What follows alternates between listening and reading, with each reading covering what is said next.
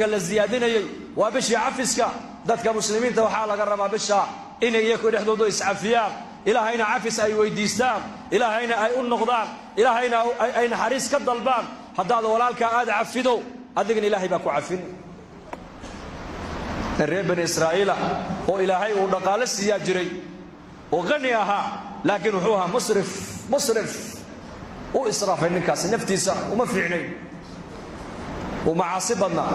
والله نعميي أولاد با إلهي سيي أرزاقات با إلهي سيي عافمات با إلهي سيي مع ذلك هدنا وحوها من عاصي يبوها لكن صفة عجيبوا لها صفة دي سمعي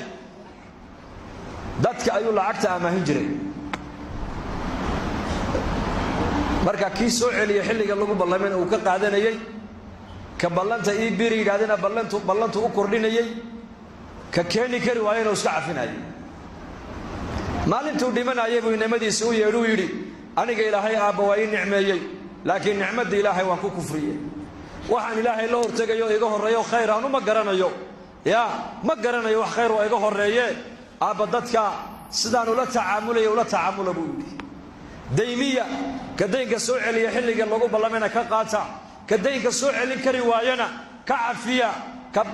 ballanta noo biiri ilaadana mawcidka u biiriya maalinka u dhintay ayaa ninkii ilaahay la hor joojiyay ilaahay baa soo saara ii kana adoonkaas markaas ilaahay adoonkan u nicmeeyay ma tihi hawaanahay adoonkii baan had la timid maanta agteeda aad soo dhigatay waxba mujrim baan ahay daalim baan ahay faasiq baan ahay musrif baan ahay mutrif baan ahay waan israaf markaas ilaahay jalla wa ala ku yiri miyana lahayn adoonkaygi adoomahayga dayminayay sida ula tacaamulay maadahayn waanaha